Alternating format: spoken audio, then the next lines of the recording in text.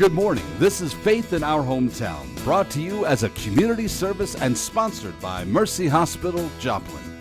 And now, here's your host, Father Jay Friedel.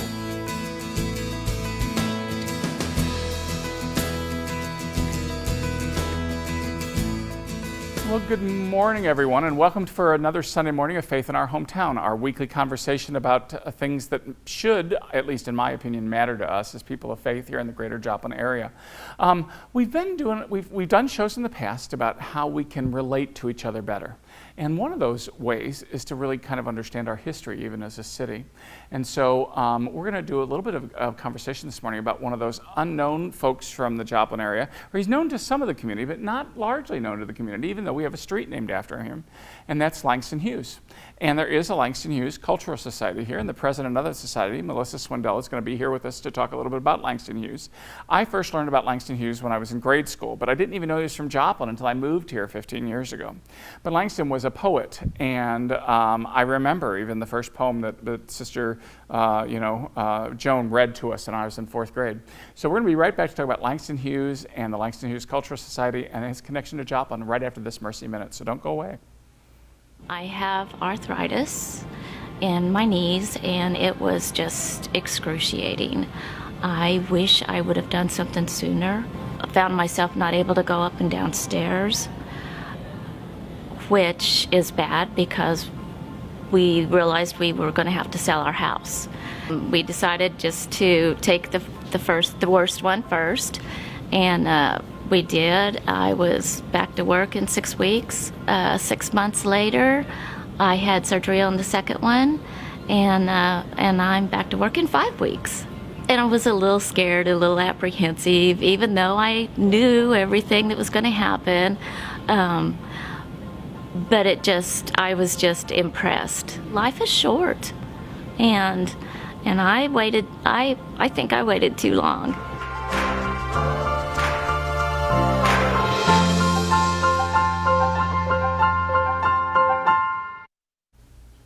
Well, again, we're very happy that you joined us for another Sunday morning of Faith in Our Hometown. My guest this morning is Melissa Swindell, who is the president of the Langston Hughes Cultural Society. So, Melissa, first tell us a little bit about yourself, and then tell us a little bit about the society and what you guys do. Okay. Like you said, my name is Melissa Swindell. I am the president of the Langston Hughes Cultural Society. We were founded, I can't tell you exactly, I'm saying 2019. Okay. But 2020 has been such a fog, so. I gotcha. Anyway. But not very long, just a couple years. Yes, we are fairly new. Our founder is Nanda Nunley. She's another African-American lady here in our community. And most of our viewers have seen her a time or two on our show. Probably so, because she's everywhere. And so good description. She, her and some other members, they founded the society because they seen a need, like you say, for us to know our history. Right. And that's how we got interested in. I did a poetry reading, Langston Hughes poetry reading back in 2019, and I was just, I'm in awe now. So there you go.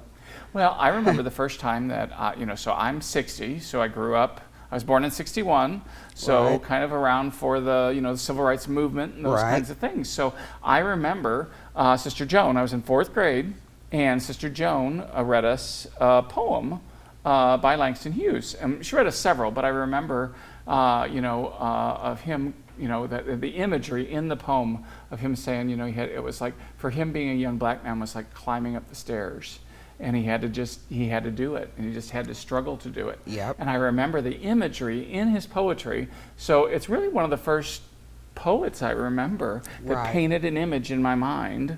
But like I say, I didn't even know he was from Joplin until I moved here 15 years ago. Yes, he was born in 1901, February 1st. When you was talking about the first poem you heard, I was born and raised here, and I'm 52. I just turned 52. And when they changed the street to Langston Hughes Boulevard, I still didn't know as a child who he was. And I'm so glad we have the society now. We can enlighten all of our kids and adults alike, about who he is and what he represents. So he was born in 1901. Say a little bit more about his life. Just tell me a little bit. His mother and his mother and father were here. They worked as servants for another family here in town. And he was born over on 10th Street, they're saying, over on like 1046 10th Street. And what was I going to say? He didn't live here very long, but his mother was a writer also. She wrote for a Topeka newspaper, and they didn't live here very long after, you know, there started to be lynchings and stuff like that. They moved out of Joplin. They were some of the families that left Joplin after that horrible time, yeah? Yeah, see, and they, you know, it was just something that was happening, you know. It wasn't that bad yet. Yeah, and they moved out of the area, yeah. Well, you know, we've done a lot lately, I think, to, again, and I do think it's important, you know, some folks, you know, we just got a long way to go before we're all comfortable talking about this stuff. Right, right. If I were going to be around a few more weeks, I'd want Nanda to come back on, quite frankly, and talk a little bit more about the Tulsa, massacre. Yes. We just got to get, you know, we've had her on to talk a little bit about the lynchings here, and you know, and some of those things. I just think we've got to get more comfortable in terms of talking about it. And again, I mean, you know, as a white person, you know, I just got to say, I mean, I know I didn't do it, and so I know you're not here trying to say, look what you did, but but I still think we all need to kind of raise our awareness, because until we come to grips with the fact that humanity is not always that humane, until we come to grips with that, and we figure out how to confront those little pieces that even occurred in our history. So one of the things I got hold of this weekend was I was at the Shrine of Old St. Ferdinand in Florissant, Missouri, and I noticed that they have a book now on slavery and, you know, in the early days of Florissant. Right. And, you know, and some of those were even my Catholic forebears, you know, who had some, and I'm like, okay, I got a copy, and I took a picture so I could order a copy. Right. I didn't want to pack one more thing because I'm getting ready to move, okay? but I took a picture because I want to read the book, because I want to know. Right. I want to know what the history was. I want to know what that was like. Yes. And so I think it's important that we figure that stuff out, all of us together living here in Joplin, because if you didn't know his history and I didn't know he was from here and all those kinds of things, I think we got to do more. Yeah, absolutely. So that we figure out how we can be more humane or more understanding of what each other's been through. And you know, that's what that's what it all boils down to. It's just recognizing that it happened, and that's it. Move on. You know what I'm saying? Just recognize, and that's it. And that's what Langston Hughes points out that in a lot of his poems too. You know, how he felt as a young African American male. You know, is even today that's a problem still. And you know, like I said, just raise the awareness. That's all we want to do. A positive awareness at that, you know, for the whole community, not just African American, but everybody, because he's about everybody. He didn't teach hatred, so, you know, he was for everyone. And certainly, when I remember that first poem that I remember that I heard from him was about his own struggle to figure out how to make himself better and grow and learn and how to come through that struggle to be a man of education, a man of words, you know. Yes. You know, because when I was fourth grade, so what was I, 11 years old, okay? But his words were powerful enough that I still remember the imagery in the poem. Right. You know, which means that he was a good enough wordsmith to capture the attention of a fourth grader. Right, and you know, we're hoping to capture the attention of a lot of fourth graders, fifth graders, sixth graders, and on. First graders, preschool, whatever. Yeah, exactly. We're trying to, you know, get him out there, get the kids, because, you know, it could be an outlet for them also. You don't know what talent we have right here. Yeah. And we could be the start of something big. Well, and again, I think that since his mother was a writer, he knew what it was about when she did it. Yep. And that had to inspire him. Yes, exactly. You know, to say, you know, she can write for a living and change things with her words. That's probably where he got the dream to do it. Yes. You know? Yep, exactly. So what should everybody in Joplin know about Langston Hughes other than that he was born over on 10th Street and he became a poet? He is also a playwright. I mean, he's wrote like Black Nativity. It is a play It's an all-black cast is what it is, and set in around Christmas time, you know. Mm-hmm. And let's see, what else did he's done so much. He was also a social activist, of course, you know. He wrote poems for children to help them get through a lot of the discriminations that they were going to face also. And he wrote poems for children. He has like poems for young people. I know he wrote a lot of poems for the young people in his latter years, the later years of his life. He devoted most of his time to children and poetry. So Yeah, I'm gonna bet that was one of the ones that Sister Joan got hold of. Yeah, You know, yes. just because, you know, she was trying to make us aware. Yep, Yeah. yes. Mm-hmm. And Coretta Scott King, she actually made a book of photographs to some of his poems. It's called Poems for Young People, or Poetry for Young People. Coretta Scott King. Yep. Good. Yes, sir. Yeah. So, Well, I haven't seen that one yet, so that gives me another thing to kind of Yeah. maybe as I'm, you know, looking at, because every once in a while I get a hankering to read a little poetry, and I've got to honestly say I haven't read much Hughes. You know, I Right. did when I first got here, and I realized that he was from here. I looked a few things up, you know, just Yeah. because I was trying to, you know, again, kind of get a little bit of an idea, you know, of you know, because I really hadn't read too much of him since I was a kid. Yeah, I know, and that's a lot of the things we're trying to get through now. It's just to get him out in the community more, so everybody be aware of him more and enjoy what he has to put out there for us. I mean, he's got a lot of stuff he's done. Yeah. A lot of stuff he's done. So tell me, you did the poetry reading not long ago, right? Yes, back in February we had a poetry reading at the Joplin Little Theater, which was a smash hit. Good. It was in our eyes, you know. We Hey, enjoyed it. We had I fun heard good doing thing. it. I heard more than one person mention it, so that's pretty Yeah, good. yeah, you know? it was good. It was good. It was fun, and that's a lot of what we're doing. Like, you know, getting out in the community, trying to pull community members in who love poetry, of course, to, you know, get a voice out there. There's some things we're going to be doing. They're having a Black Expo on June 19th at the Joplin Empire Market, and we're going to have a booth there. We are one of the Nice. sponsors of that event coming up also, so, Good. yep. Yeah. So you said you read some of the poetry. Yep, Okay. So that's one of those a little passion of yours. yes, Got a little dramatic touch to you. a little bit, yeah. Okay. Good. Yeah. Yep, I wrote Words Like Freedom, but I have to say, you know, the Weary Blues was my favorite.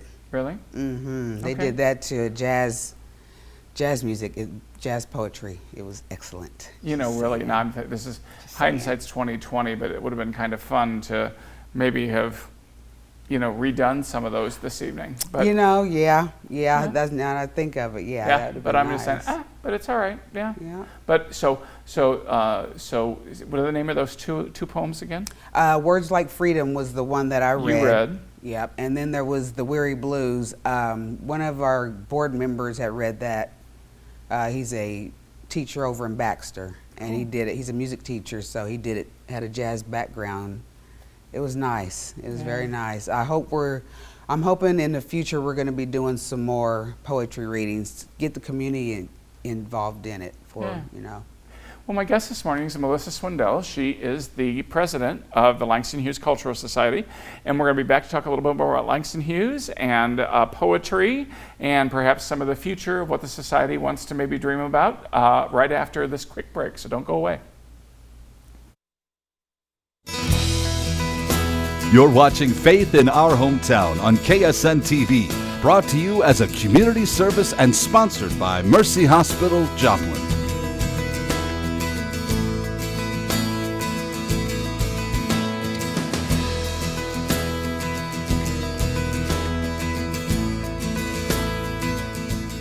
Well, again, thanks for joining us for another Sunday morning of Faith in Our Hometown. My guest this morning, Melissa Swindell, who is the president of the Langston Hughes Cultural Society. And so we talked a little bit about the poetry readings that you did and the hope maybe that you might do some more of those into the future, Yes, which sir. I think is great. Sometimes, during February, I would go in, and read some of the, those readings and things to, about during Black History Month and those kinds of things to some of our students in our Catholic schools. But I mean, those are the kinds of things that every once in a while you get a nice little captive audience where they ask you to come in and read something, and everybody's got to figure out, okay, what am I going to pick? What am I going to do? And so those are the good moments to do that. So what else does the society have? What else are you looking for? What else are you planning into the future? Since you're trying to raise awareness that Langston actually was here for a short period of his life. Right. Let's see here. We're going, like I said, we're trying to get in touch with more of the children in the community. Recently, I found out that they do have a poetry contest at the high school, and we're looking to see if we can tap into that somehow and offer, I don't know, some sort of form of scholarship or something in that field, for them to further their career in journalism or writing or whatever it is.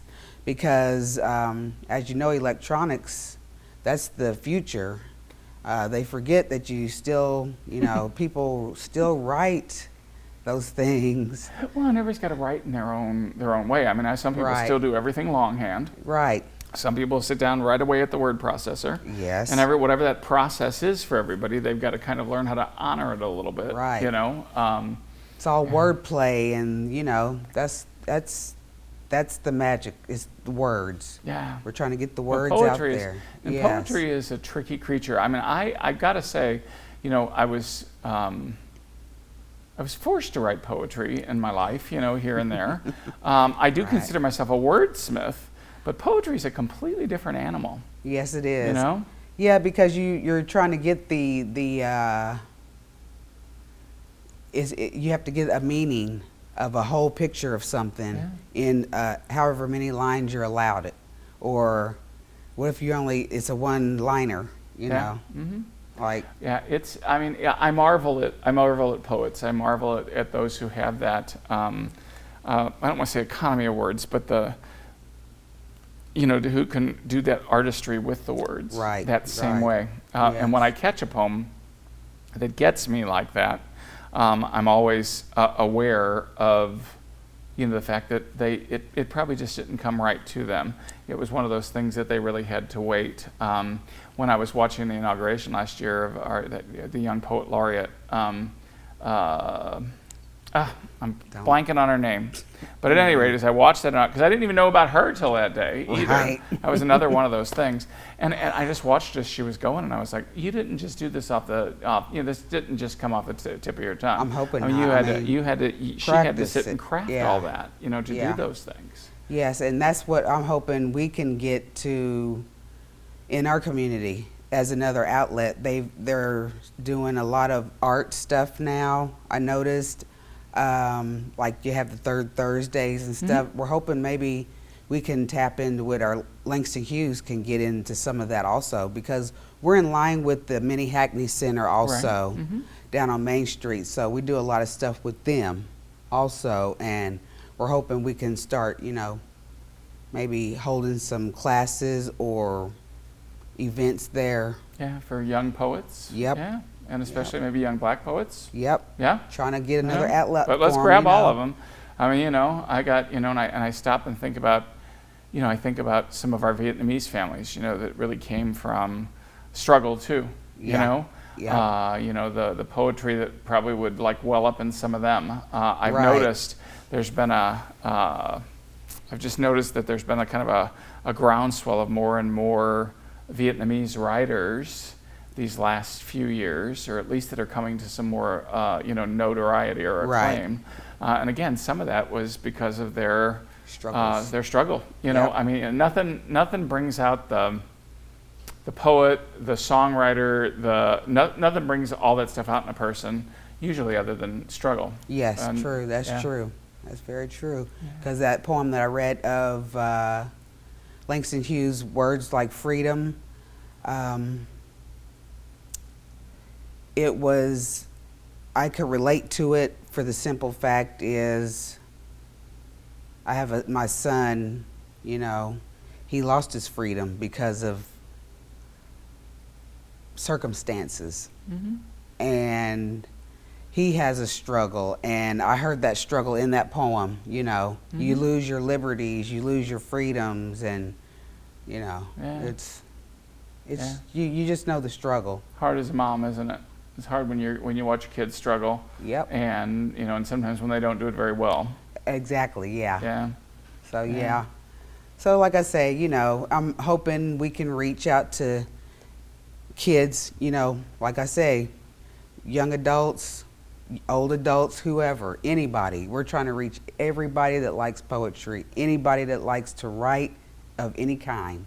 That's who we're trying to reach out to give them a voice, to give them an outlet, to show them that there's other things besides sports. Sometimes, I mean, you know, you got to be a brainiac to write.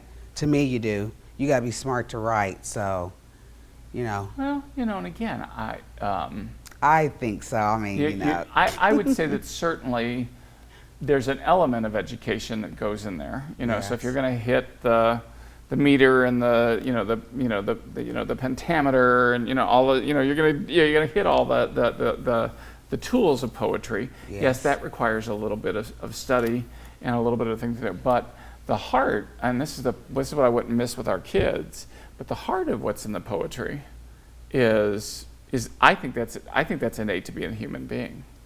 Yes. You know, I mean, I really do. I think that's innate to being a human being. Because I would never want to tell some little kid just because they don't know iambic pentameter or whatever that they couldn't write poetry. Right. They can learn how to fit it all together and to do some of that stuff. But that's what education's for. Yes. You know, but I still think that the heart of that's in every one of us who's a human being. I mean, you know, I guess maybe I'm just a romantic in this way, but I think that there's a poet in every one of us. Yep. There's a songwriter in every one of us. There is an artist in every one of us that just sometimes it's in the process of the doing. Mm-hmm. You know, one of my friends who teaches other people how to paint always just said, don't worry about the product, worry about the process. If you worry about the process, you know, you'll get better. You know, but in the meantime, worry about just getting in there and doing it, because if you get in there and do it, you wind up with sometimes not even knowing what you're capable of. Yeah. You know, you wind up not even knowing what you're capable of. Yeah. And I wish all of our kids could do that. I mean, you know, every last one of them. I wish we could awaken some of those things in them, because I think it's one of the things we kind of sometimes miss as a society. Yes, that's true. That's true. And a lot of them want to be heard anyway. Mm-hmm. And that's going to be a good way for them to be heard. Mm-hmm. So like you say, the heart, they're going to have their heart in it. That's for sure. Yeah, and I think that's where, I mean, you know, again, again, this is, to paraphrase Dr. King, you know, we should be doing more dreaming about how can we let all those little black poets and Asian poets and white poets, and I mean, how do we get all the Latino poets, Latina poets? How do we get all of them together? That if they start doing some of that and sharing some of their insides with each other, that they're going to be better at this stuff than we are. I think they already are. Well, I do too. Good point. I truly, truly think that our youth is what's going to change the landscape of everything. I think because their heart is already in it. They don't like what's going on. They don't like to see anything. If you notice with children, anything bad, they want to grab onto it and try to make it better. It's just a natural instinct in them to want to try to make it better. And so that's how I figure they're the ones who's going to change things. That's for sure. I believe in them that strongly. Well, I keep telling my students I want them to be better at this than my generation's been. Yep. I always used to think, when I was young, we were going to change the world. And now I realize we didn't change it. We didn't change it nearly enough. Right. We didn't change it nearly enough. We've come a long way, but we got a long ways to go. Yeah. And again, I'm not, and that's not to denigrate what we have been able to change. Right. Okay? It's not to denigrate what we have been able to change. But I really just thought we'd be further along. I really thought we'd be further along in this struggle. than we are right now. And sometimes I just don't always think that we've gotten very far, sometimes when I look back, on my life. But I got hope in the younger ones. Yes. Hope in the younger ones. It makes me think about Israel, how God always told him, was always trying to preach to him, I'm here for you, I'm here for you, I'm here for you.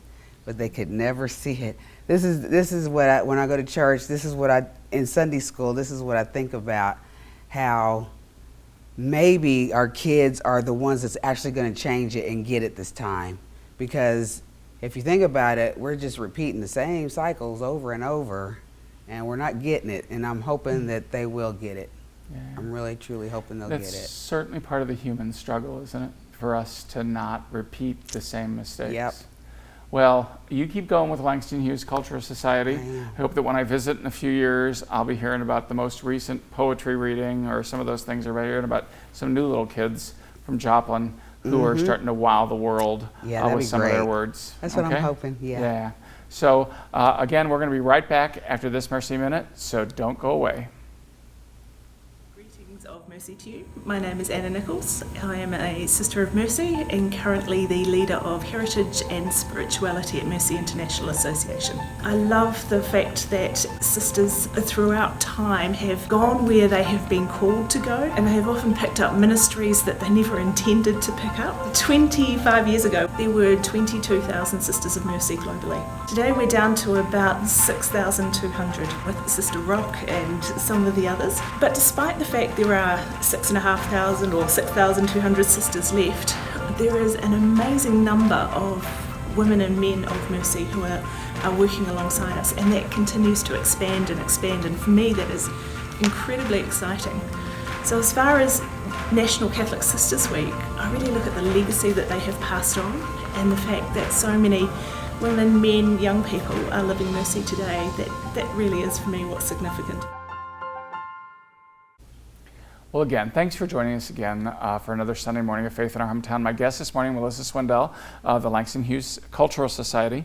We got into some very interesting conversations there at the end, but that's to me at the heart of what we try to do and have tried to do for so many years now with Faith in Our Hometown. And that's to get to the bottom of where we all connect as human beings, where we all connect as people of faith, where we all connect as people who live here in our greater Joplin area. We do have to make a difference in the world in which we live, and reminding ourselves of on the shoulders upon those upon whom we stand is always an important thing for us, and Langston Hughes is one of those people. So go out there and get yourself, Google it, find some poetry, look it up, see what you can do. But I hope that you do enjoy the rest of your Sunday, and I do hope that you'll come back and join us again, at least for the next couple weeks, for Faith in Our Hometown. God bless, and enjoy the rest of your day. Thanks for watching. Faith in Our Hometown can be seen Sunday mornings at 6:30 and 9 a.m. on KSN. Brought to you as a community service and sponsored by Mercy Hospital, Joplin.